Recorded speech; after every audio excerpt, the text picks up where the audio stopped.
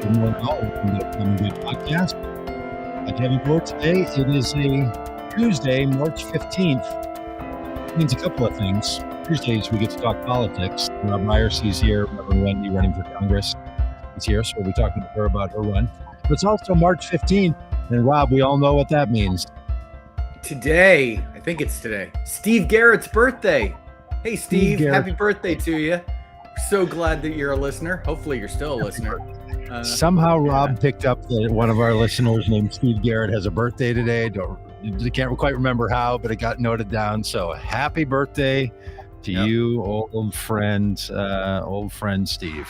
All the best to you on a day like today. Hey, we always chit chat about the weather. I'm in Minneapolis. It's one of those days that makes your spirit jump. Going to be 50 degrees, sunny, light wind. The snow is melting. It's as if we live in Denver on a day like today. So, and we like to chit chat about the weather for a second because it's one of the things that we all hold in common as we walk outside under the same sun. So at least we can start there with a little common good. Rob, how are things snuggled just outside of Fayetteville, Arkansas? Yeah, it's kind of overcast today. Rain last night, but I think we had snow last week on Friday, and I think it's our last snow of the year, hopefully. And now, spring is about to be upon us. Well, you live in one of those fine places in Arkansas where spring gets to come in March. I live in one of the places where March is a serious winter month. It has been in the past our snowy month. You said it's 50? Is because I'm today? I'm 2 days ago. It was -7. So -7. What's it going to be tomorrow morning, Doug?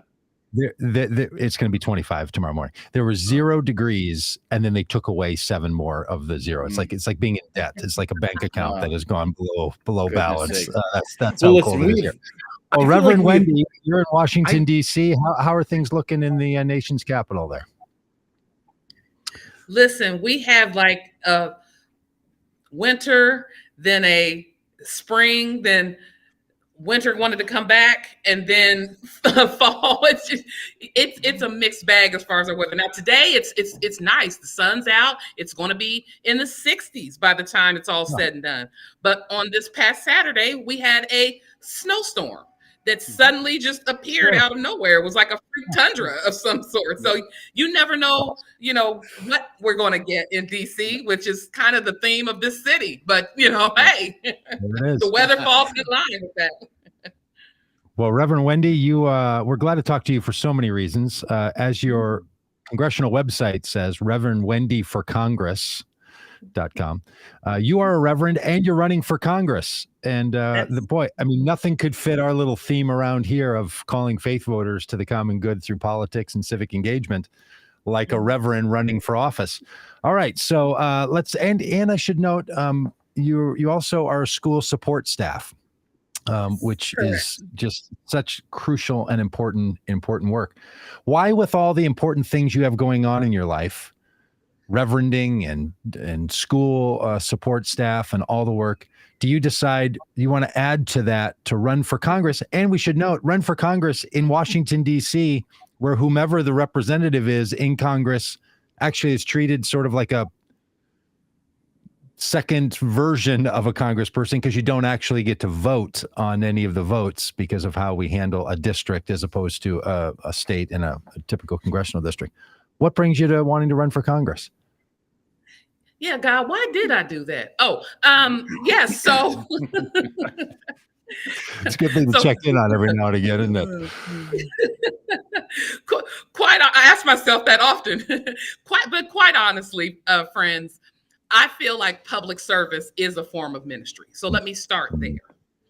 And with that frame of mind, I feel like wherever I can lend my gifts, my energy, and my commitment to serving people, I look for opportunities to do that. I've always been interested in politics. I've always kind of helped out and volunteered and made phone calls and things like that, because I believe that faith and politics are not mutually exclusive. You understand what I'm saying? I believe that we are called as people of faith to hold leadership accountable for the policies that are put in place. As a social justice advocate, I'm concerned about legislation that impacts the poor and the oppressed and the widowed, and making sure we are taking care of the least of these. So the wires crossed for me in terms of considering even pursuing this run, right?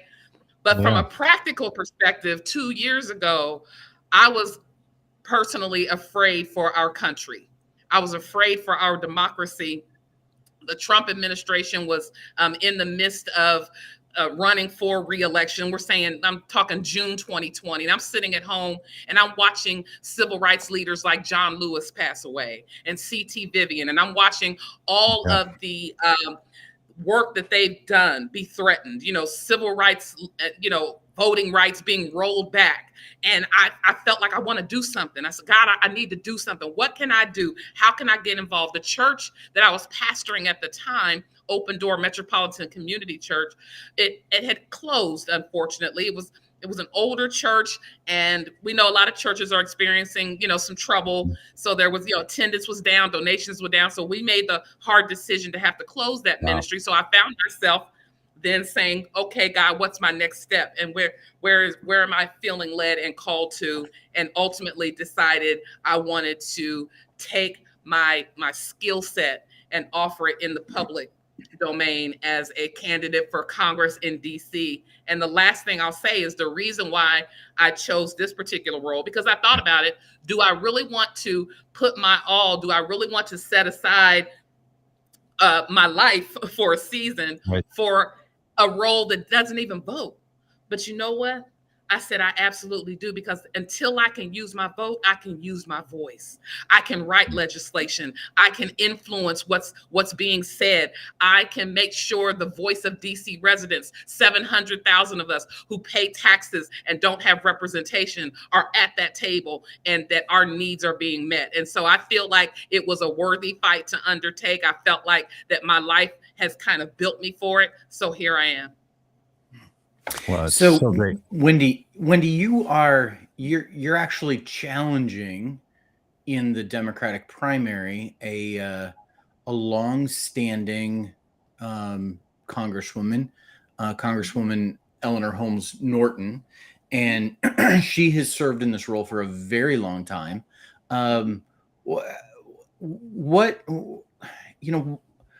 Why is it that you felt the need to say, hey, I think the people of DC need different representation than what they've had for so long? Well, one thing I'll say, and I like to say on the campaign trail, is I have all due respect for Delegate Norton. She has served the city for 32 years, and I don't have anything bad to say. I don't think you have to say anything negative about someone else to lift up your positive. So you won't hear me say anything negative. I say I'm not running against Eleanor. I'm running for DC. I'm running for this city to give us options, because I believe democracy calls for that. But I also was getting the sense in talking with some of the parents at my school, talking with residents just every day, that they were feeling like it was time for a change, that it was time for us to begin considering our new chapter and what that might look like. And so as I sought advice before I actually made the decision to run, hearing those kinds of encouraging messages made me feel like this was the right step to take, that it's not a replacement of Delegate Norton, but also, and I'll just say this, in the 32 years that she's been in office, she's had 3 primary challengers. I think that all incumbents should be challenged just to keep them on their toes, right? Because you can become complacent, you can get a little comfortable. And I was noticing that some people just felt like, she shouldn't be challenged, or maybe we'll just wait until she makes that decision. And I respect that, but I also, again, understand that democracy is healthier when there are multiple people in the mix. And so with that in mind, I decided to go ahead and go for it. Yeah. And I completely agree with you on that. I think, so often we fall into this trap where we think that, it's her seat or it's his seat just because they've been in it for so long, when in fact, all of these positions belong to we the people. And, you know, if we, the people, want to make a change, that's certainly our prerogative. And just so DC is the type of place, and, you know, there are places like this all over the country on both sides where the real race is in the primary. Whoever wins the Democratic primary in DC is going to hold this position. Correct.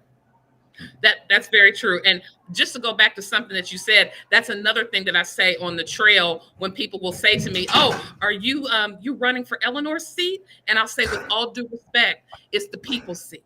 Yeah.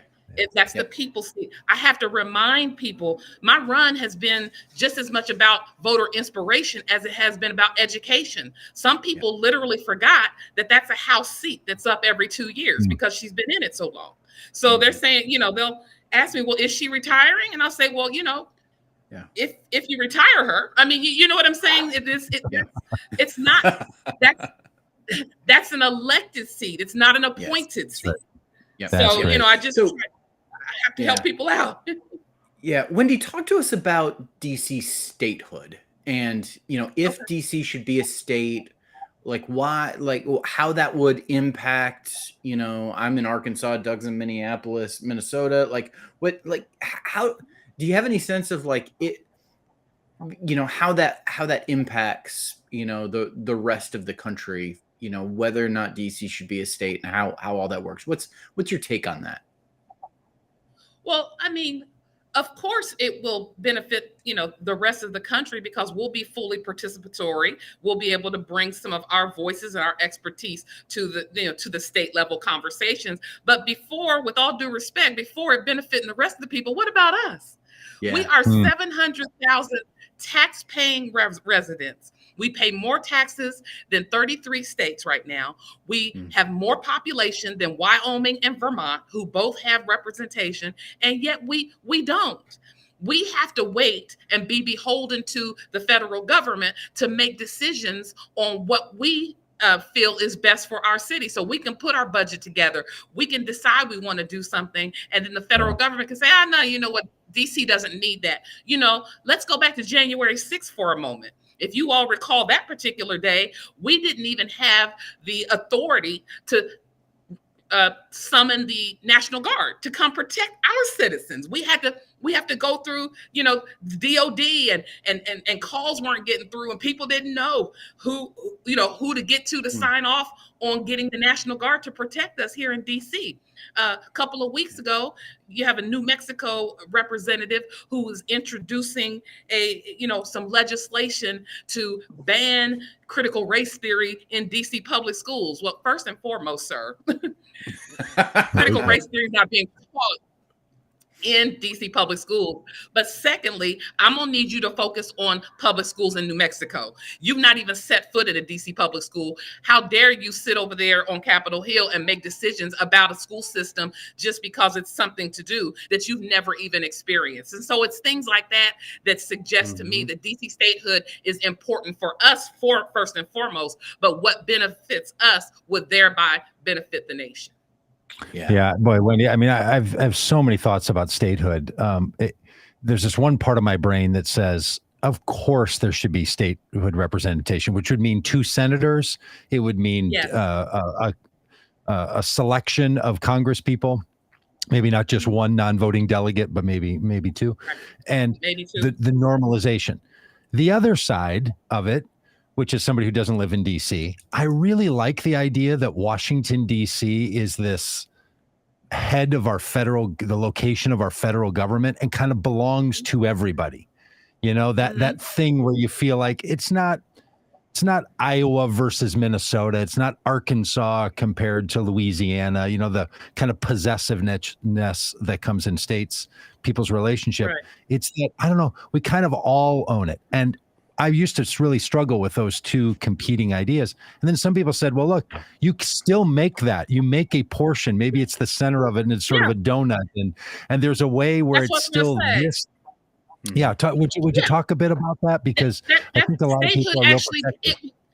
it would carve out the federal district. So the federal district would still remain. All of the seat of government would be its own federal district. We're talking about the surrounding 8 wards of culturally diverse, vibrant residents who often get confused with what happens in the federal district. And that's why we're fighting. We're fighting for our identity, because there's a Washington and then there's a D.C. You understand what I'm saying? And oftentimes we get lumped in with what's happening over on Pennsylvania Avenue with Washington's a swamp, or Washington's this, or they can't get things together. We're like, excuse me, we can. We're just trying to go to work. We're just trying to do what we need to do. Yeah. And the issue, there's really not a reason not to make us a state. They've made it a political issue, essentially. Mm-hmm. Republicans have mostly said, if we give DC statehood, that's going to be 2 probably guaranteed blue Senate seats that are going to flip the power of the Senate, and we can't afford that. So therefore, we're going to keep denying these people, right? That's not okay. It doesn't matter that DC happens to vote blue. It's not about that. It transcends ideology. It's a human right. It's also a racial justice issue, because Washington, D.C. has the largest plurality of Black and brown voters in the country too. So there's some of that that's coming into play that, is causing the statehood delay. Because trust me, I believe personally, if they thought for a second that either one of those Senate seats were going to be Republican, we'd have probably been a state, last cycle. Yeah, I hear you. Hey, Wendy, what about this argument that people make that says, look, take the population of DC and sort of cut it in half or whatever, put some of it in Maryland, put some of it in Virginia, make those the citizens just part of the, the citizenry of the adjoining states, and be done with it. What about that? How does someone like you think about that, and how will you advocate for that when you're the representative from Washington, D.C.? I'm just going to advocate based on what the people want. And Maryland doesn't want us back. Virginia doesn't want us back, and we don't want to go back to them either. I mean, that may sound trivial to some, but it would, you're talking about adding 300,000 more folks to Maryland or to Virginia, and they already have their own legislatures in place. They already have the capital cities, and the needs of DC residents are unique. And we have determined that we can govern ourselves, and it would take too much effort to do something. The retrocession is not something either jurisdiction is interested in. And so for me, you would have to, our residents would need to know why we feel like that is more feasible than simply just granting us statehood, which is something that has happened over the course of our history for the past 200 years. Yeah, that's a really important point a lot of us don't think about, because if you're a certain age like I am, all the states were sort of settled by the time I was born. But then there's these lingering issues that hang out there, like DC or Puerto Rico, or all the people who live in the other places that don't have full representation. And then some of our states are just too big, and other ones are just too small. Like the idea that you have 2 senators from every state, which includes California and New York and Florida and Texas, massive populations with 2 representatives. And like you say, Vermont and Idaho and Wyoming and other places where the proportional representation is so small. So some people are like, hey, we should get this thing up to 55 or 60 states, divide Texas, divide California, divide Florida, make them 2 separate, let's do an entire state project in this country to really reimagine our politics. And the people I've heard talk about this, they're like, it's probably going to balance out for the places that will lean toward one side, lean toward another, or be sort of up for grabs. So it's going to keep the balance sort of where it is, but just would give us better representation. And it feels like that's also true not only at the Senate level, but also there used to be a number tagged to how many representatives based on population. And then we've decided, no, we're going to lock that in at a certain number. So it feels like, all this long question, do you feel, as I do, that the citizenry of our country is just underrepresented by the number of representatives that we have available to us, and somehow that creates this idea that people are disconnected from their politics? Absolutely. They are underrepresented and inadequately represented. And so I think that we need to reimagine and redesign everything. So much has changed since these original designs, and to think somehow that we, wouldn't evolve to meet these moments is unfortunate, and why we see people becoming so disillusioned and disconnected from the government. Yeah. Now, Wendy, during the 2020 election, you were really energized by the campaign of Andrew Yang. You're part of the Yang gang, and hopefully that's okay for me to say. I don't, so I know that part of the reason why is that you're a big believer in universal basic income. Could you tell us about why that's such an important idea, and an idea that time has really come for us as a country? Well, let me say, yes, I am definitely Yang Gang. I was on board early. I actually had the pleasure of serving as the director of spiritual and cultural outreach for the Andrew Yang presidential campaign. So that was an incredible experience, and also served to help me make this decision to run for Congress not long after he suspended his presidential campaign. So definitely am grateful to his influence. But it was his stance on universal basic income that drew me to become interested in his campaign in the first place. I read an article that was introducing his presidential run back in 2018.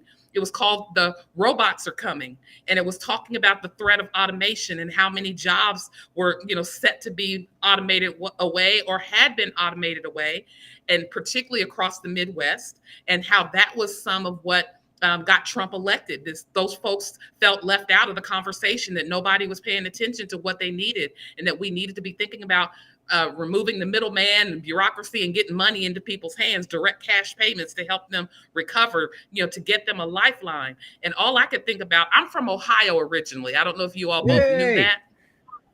Go Bucks. Where in Ohio? Portsmouth, Ohio, southern Ohio, just south of Columbus. I was born there and raised. Nice. I was born and raised in Cleveland. So.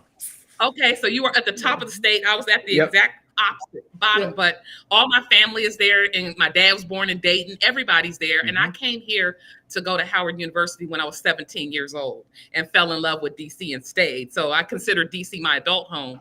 But having been in the Midwest and growing up there, there were a lot of factories. My grandfather worked at the atomic plant. My grandmother worked at the shoe factory. And when those folks shipped jobs overseas or closed, those jobs got automated away, my grandparents had nothing to fall back on. And my city kind of collapsed in on itself.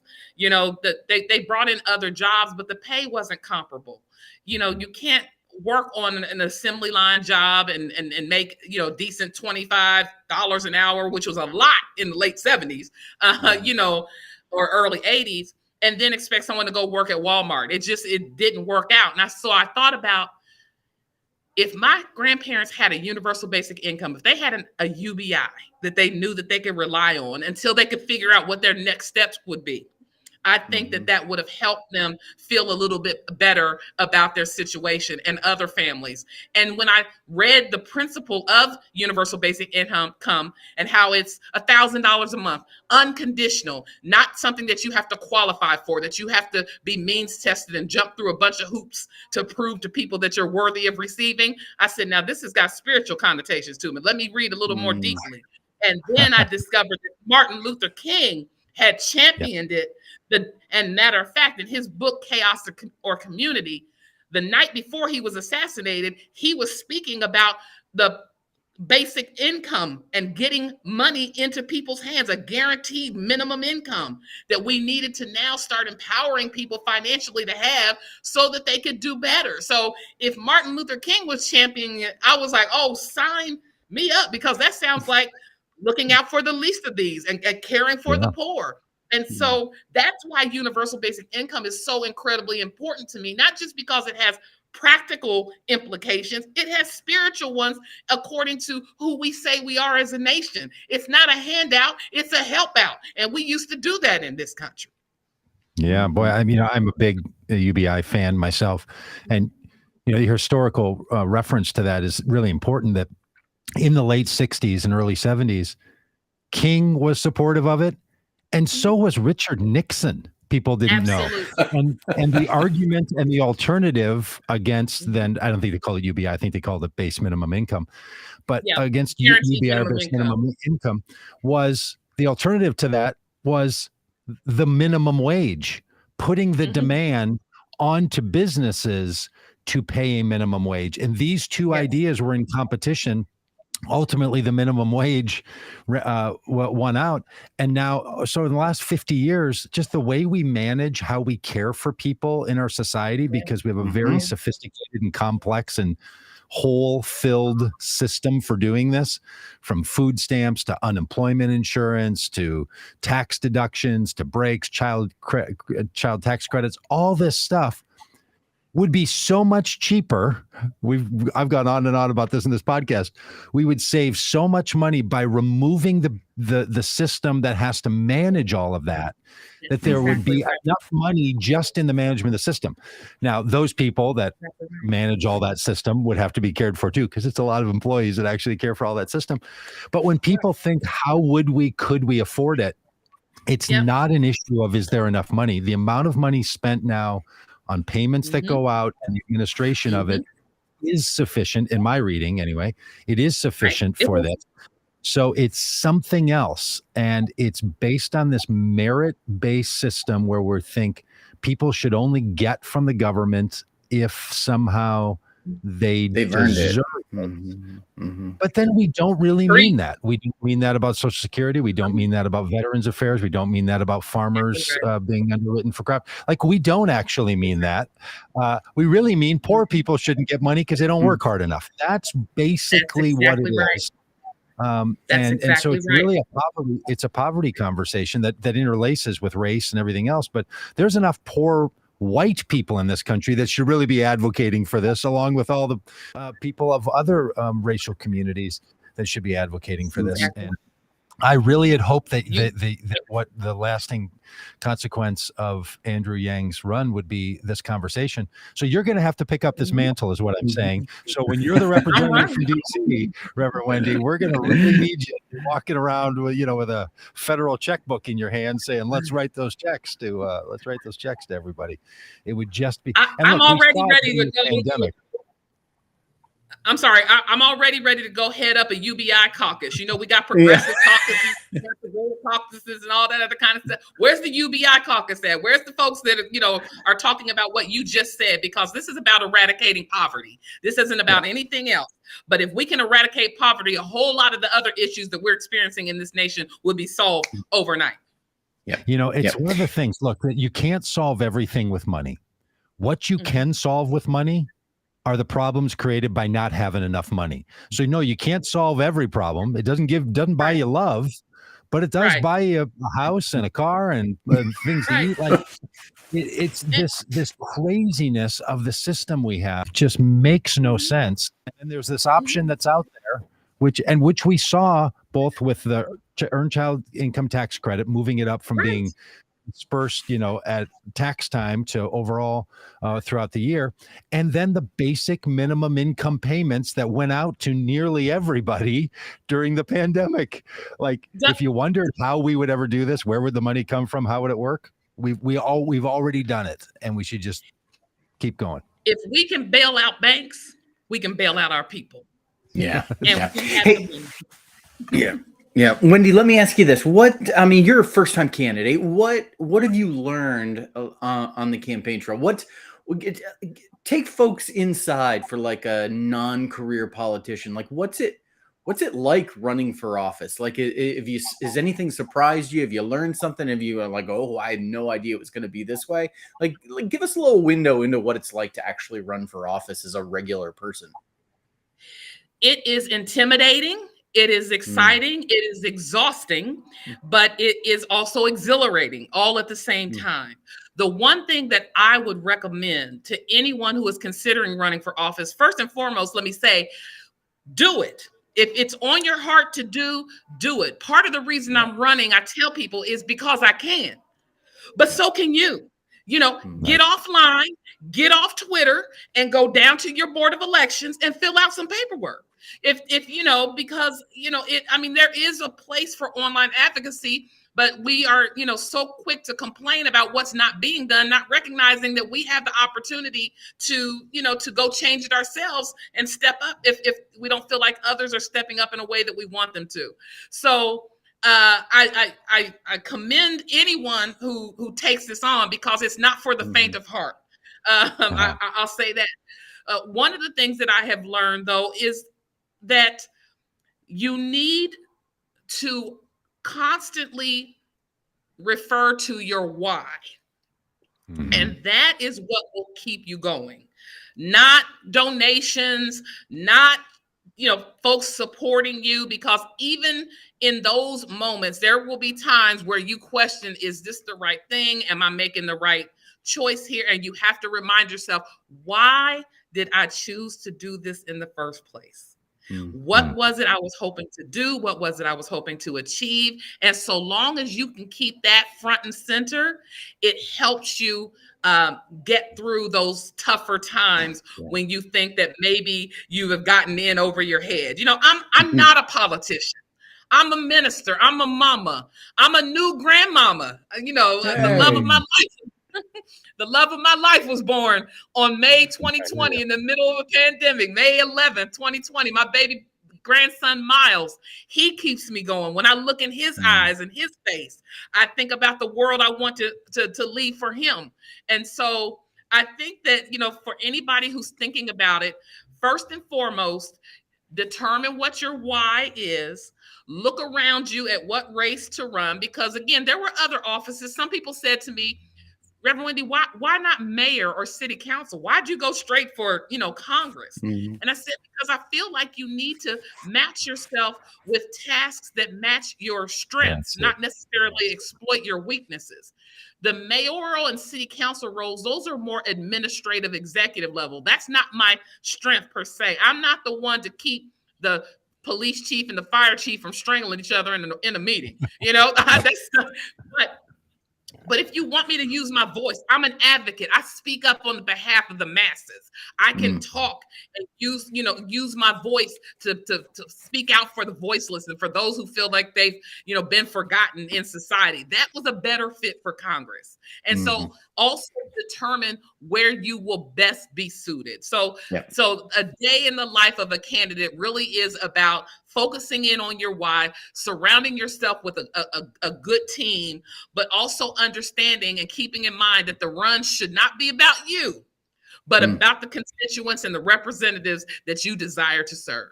Yeah, well said. Wendy, it's just fantastic. Just tell us real quickly here at the end of our time for chatting, what's the calendar for you? When is the primary? Are there other dates that are more important before that for people that want to get connected? What do they need to know for scheduling? Well, as you all said, with DC being primarily Democratic, the likelihood is that the winner of the primary will go on to be the nominee for the general. So the primary is important. It's June 21st. We're just under 100 days until the primary, June 21st. 2022. Prior to that, though, we're right in the midst, in the thick of now, trying to collect signatures to get my name on the ballot, because that's another thing you have to think about, the very practical things of running for office in DC. To be on the ballot, and that's everybody, incumbent, anybody running for a citywide, statewide office, has to get 2,000 signatures from DC registered voters in order to get your name on the ballot. So I've been out here hustling at farmers markets and grocery stores. I turn around while I'm in the checkout line at CVS and I'm like, excuse me, are you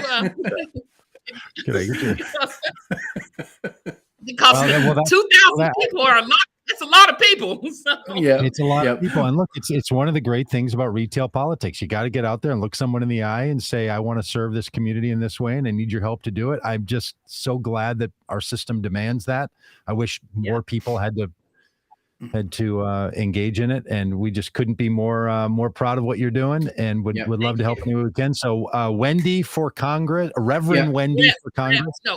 Rev Wendy for Congress, Rev Wendy for Congress.com. Yes. Yep. And we are at People Power Campaign. Please check us out. Please help. Even if you're not in DC, if you can spread the word, like I mentioned earlier, I'm running against a 32-year incumbent with citywide name recognition. So one of our biggest obstacles was getting our name out there. But once people find out I'm running, once people say like, oh, somebody is running, I'm hearing that, oh, thank God, I'll have an option this time. So helping us spread the word is paramount, especially in these final months. Yep. And I would just say this, for those of you that are TikTok users, you got to follow Reverend Wendy on TikTok. There are two must follows in politics on TikTok. Reverend Wendy is one. A lady running for lieutenant governor of Arkansas named Kelly Kraut, who's going to be on the podcast in a few weeks, is another. Using TikTok like it's meant to be used as a politician. Wendy, I just absolutely love it. You got to follow Reverend Wendy on TikTok. Wendy, thanks for being with us. We're going to show people your video here as our transition. But thank you so much for running. Thanks for being a part of this, and we look forward to staying in touch with you about all this. Thank you so much for your time today and your support and for the great work you are doing. I appreciate you. Thanks. Thank you. All right. So here. I wake up every morning ready to minister to the needs of DC families to help them along their life's journey. My DC journey began in 1986 on the campus of Howard University, where I came to experience what hope is all about. I'm a minister, a mother, a grandmother, a public servant, fighting for a better world that I believe is still possible for my family and for yours. DC is my adult home, the place that raised me, shaped me, embraced me, inspired me, and gave me the audacity to hope for brighter days ahead for all 8 wards of our city. I'm running for DC delegate in Congress to represent the voices and aspirations of the 700,000 culturally diverse residents who deserve DC statehood, UBI, and so much more. With every conversation, every encounter, every connection, I become more and more committed to bringing tangible changes to the lives of all our people and dealing more hope across our city. I'll bring that same energy to Capitol Hill if given the opportunity. My life built me for this. I can do this. All I need to be given is the chance. I'm Wendy Hamilton. I'm running for Congress, and I approve this message. Yeah, it's a great video. Hey, what was that flag there with the 3 red stars and the 3 red stripes? Do you know? Is that a DC flag? I would assume that's the DC flag. Never seen that in my life. Yeah. Well, Wendy's fantastic. Isn't she something? Forward to that connection for a long while. Yeah. All right. Hey, Rob, more happening in in politics.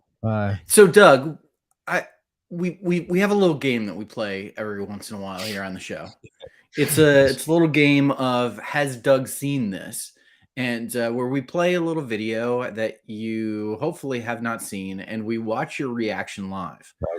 All right. So we've got a video that we want to watch. Now, this is the former president of the United States, that former guy, appearing on a podcast. The failed re-election candidate, the twice impeached one. Okay. Yeah. Because there's just a lot of former presidents. I just like to segregate them out by those who lost their re-election and those who were impeached from those who were not. So anyway, that one.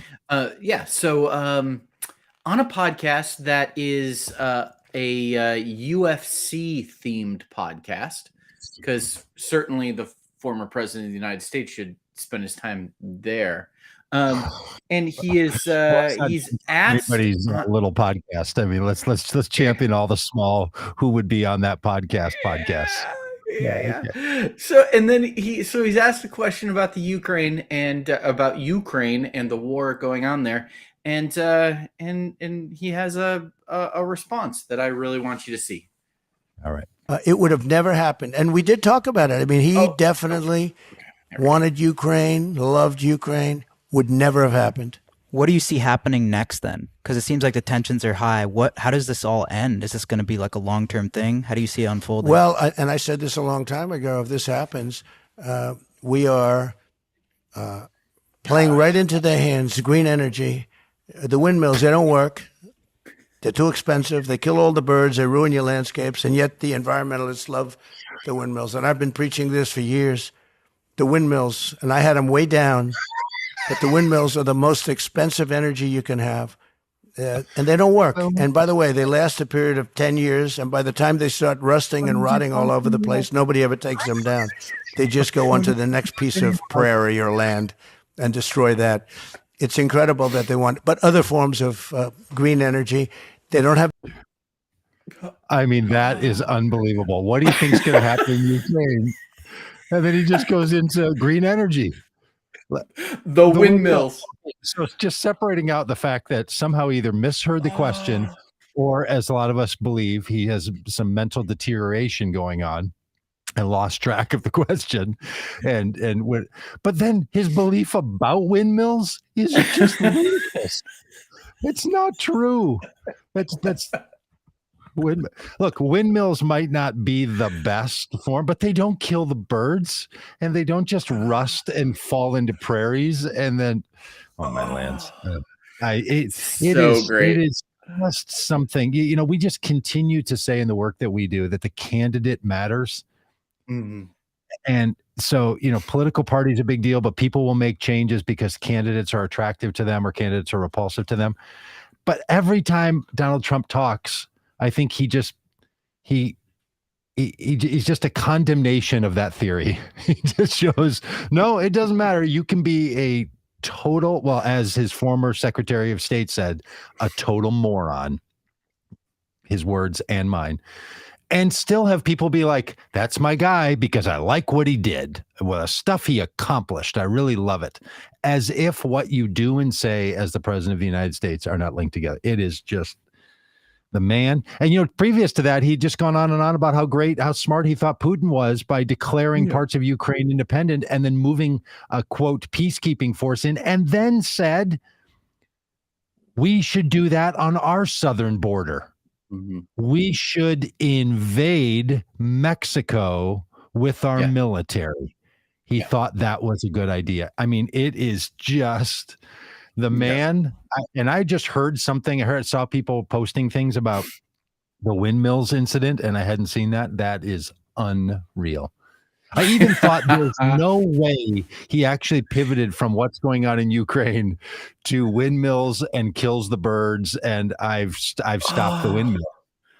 Oh, so funny. So very funny. And people now are talking all the more like he's going to run for. Honestly, I hope he runs again. I would love it because, as the great line from the great movie, The Princess Bride, it's going to be humiliations galore. Like when you don't have the power of the presidency behind you any longer, you've been laid open before the American population for the person you are from your previous term in office, to the insurrection, to the stop the steal nonsense, and to just everything he continues to say now, just unfettered. I hope the man runs for office again and just feels the humiliations galore because he can't get over it. And I don't want to see people be humiliated. I think, I don't want to cheer on a person's demise, but sometimes, the best thing you can do is, to get what you asked for, and running again, I think would be great for that guy.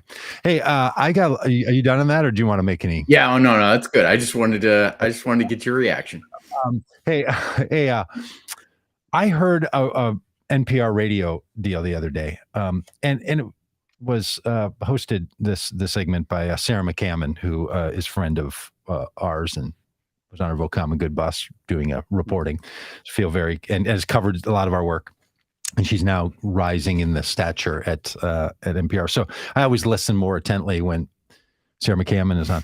And she introduced this segment that we're going to play a piece of, which includes two congresswomen, both of whom we support. Both are Democrats, one of whom we've campaigned for and with twice, Susan Wilde, and the other one is Representative Jayapal. And what came out of this little radio segment, voices of both of them, I thought was so helpful to understand one of the other dynamics in our politics.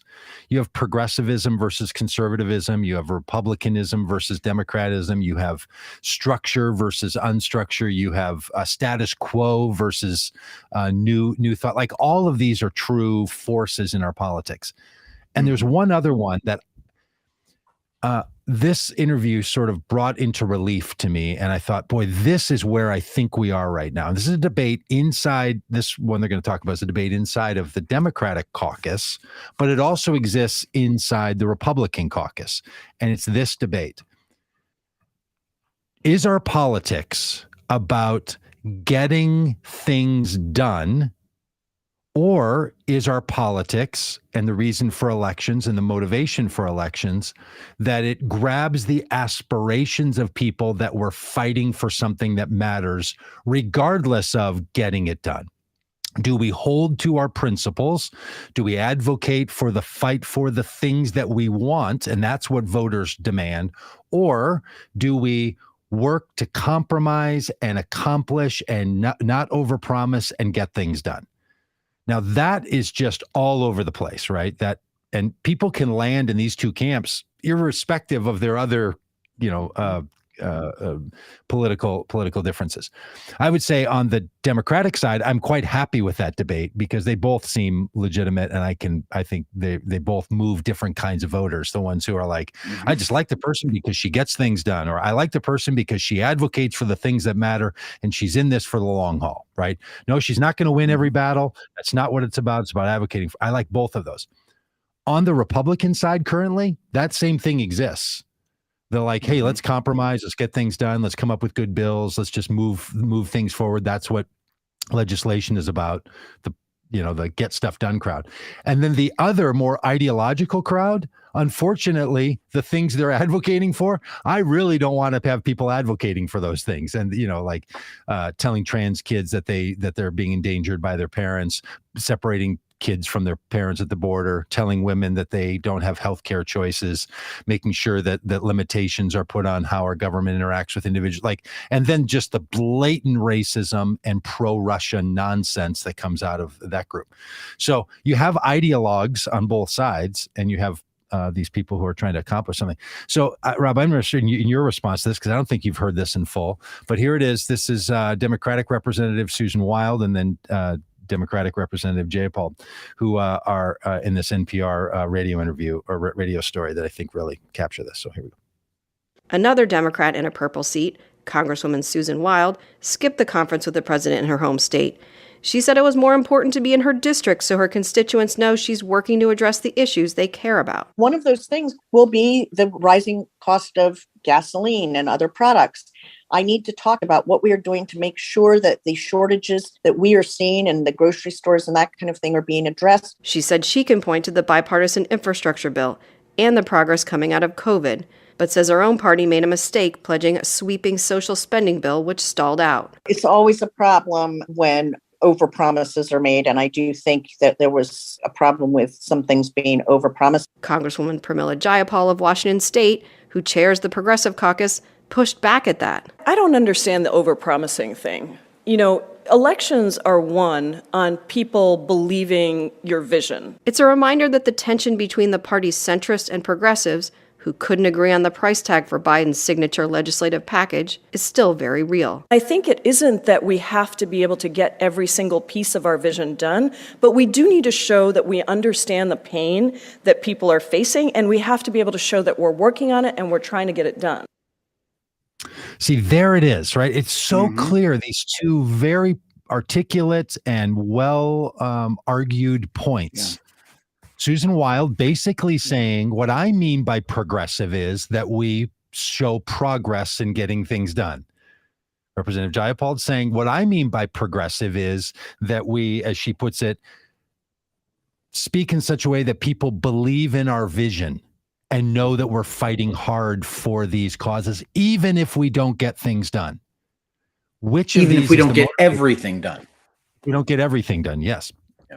So this is the dilemma, right? Like, is the role of our politics to cut a deal and move forward. And then some people really come down on all that, right? They just hate that stuff. They're like, now you're a rhino or a dino or whatever like all you're there to do is just strike a deal with the enemy. Some people, and then other people are like, look, I'm going to champion the thing that matters, and I'm not going to spend my time, worrying about these little bit, like in the State of the Union, Biden made some statement like, I have signed more bipartisan legislation than any president up until this date, or something like that. Some massive number of bills that he signed. And I was like, seriously? I don't hear about any of those. And I follow this stuff really closely.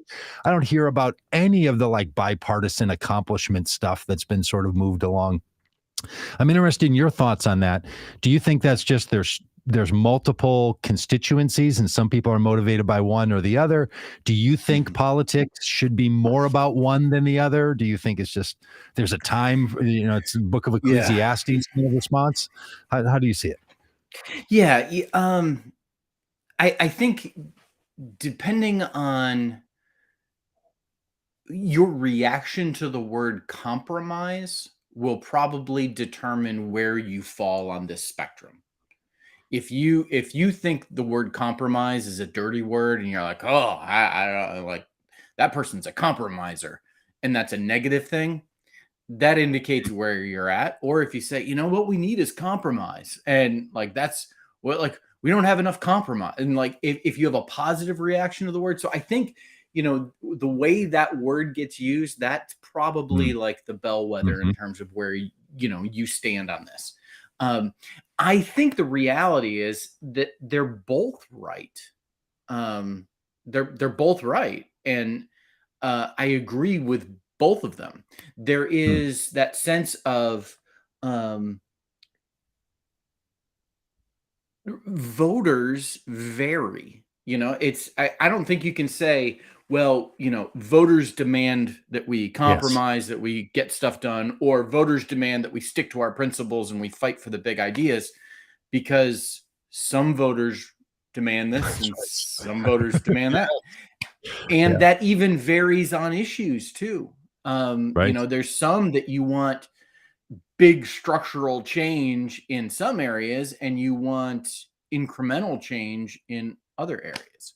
Now, I feel like I don't necessarily feel like I might be a good representation of this, because I have big, bold, progressive ideas that I believe in, but I'm also really pragmatic when it comes to politics. And I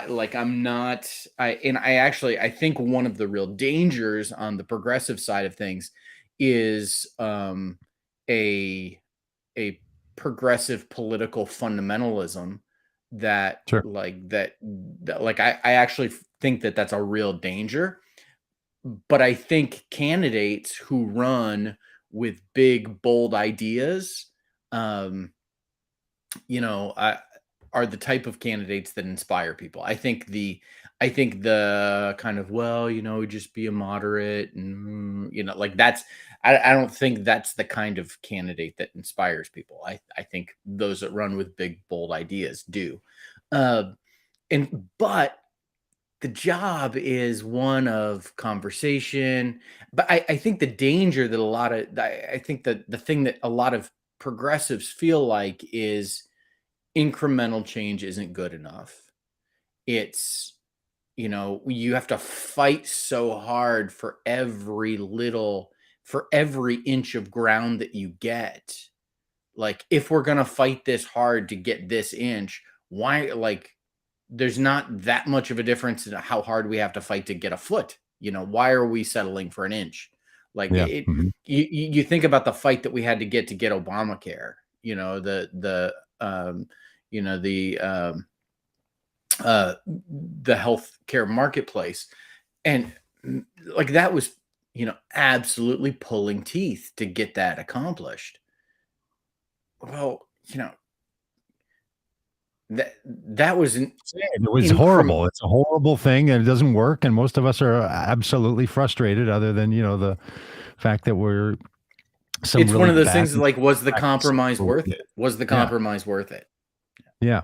Well, look, yeah, I mean, I think that's, I think this is really the question that faces, more often than not, even more often than, you know, where someone is on their, uh, political location, party wise, or, progressive or not.